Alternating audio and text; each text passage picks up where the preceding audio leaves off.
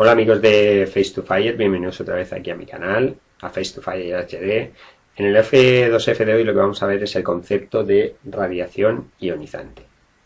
Entender este concepto es muy importante, sobre todo en las emergencias de tipo nuclear y radiológico, ya que teniendo un mayor conocimiento de cómo funcionan este tipo de radiaciones, podremos protegernos eficazmente de ellas en este tipo de emergencias. Bien, para poder entender mejor el concepto de radiación ionizante y el de radiación, es necesario explicar una serie de conceptos básicos, como es la estructura atómica de la materia, que nos van a ayudar a entender mejor todo este proceso y cómo protegernos mejor en este tipo de situaciones. Bien, lo primero que quiero que tengáis claro o recordar es qué es un átomo. Aquí os he puesto en la diapo una imagen de un átomo y vamos a recordarlo de una manera muy básica y muy breve. Bueno, recordad que el átomo se compone de un núcleo que está formado por protones y neutrones. Los protones van a tener carga eléctrica positiva y los neutrones no tienen carga. Por lo tanto, la carga es cero. ¿De acuerdo? Dando vueltas alrededor de ese núcleo en forma de nube electrónica, pues tenemos a los electrones, que tienen una carga eléctrica negativa, como ya sabréis. Bien, pues los protones definen las características químicas de ese átomo. ¿Qué quiere decir esto? Bueno, pues por ejemplo, todos los átomos con el mismo número de protones pertenecen al mismo elemento químico. ¿Os acordáis de la tabla periódica de elementos? Pues todos los átomos con el mismo número de protones van a pertenecer a un elemento de esa tabla, un elemento químico. Os recomiendo que repaséis los elementos de la tabla si no os acordáis. Y bueno, los neutrones se van a encargar más de la estabilidad de ese átomo. ¿Qué quiere decir eso? Que si la proporción entre protones y neutrones no es la adecuada, el átomo podría no ser estable. Luego veremos qué pasa con esos átomos que no son estables.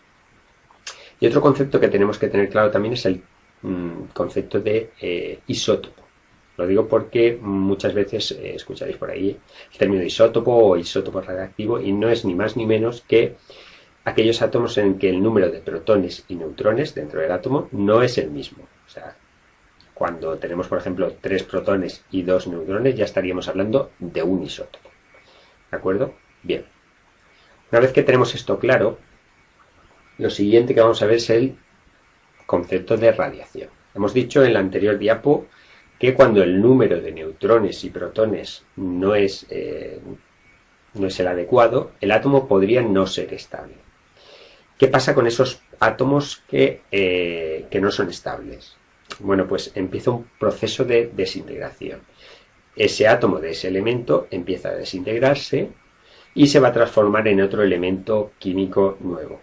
Durante este proceso se emiten una serie de partículas y no partículas a las que nosotros llamamos radiación. Sí, eso es la radiación.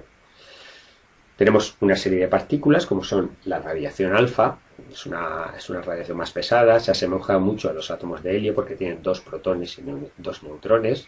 Luego tendríamos otro tipo de radiación menos pesada que es la radiación beta, que dentro de esa tenemos la beta positiva y la beta negativa, pero ya nos meteremos más a fondo en otros F2F con esto.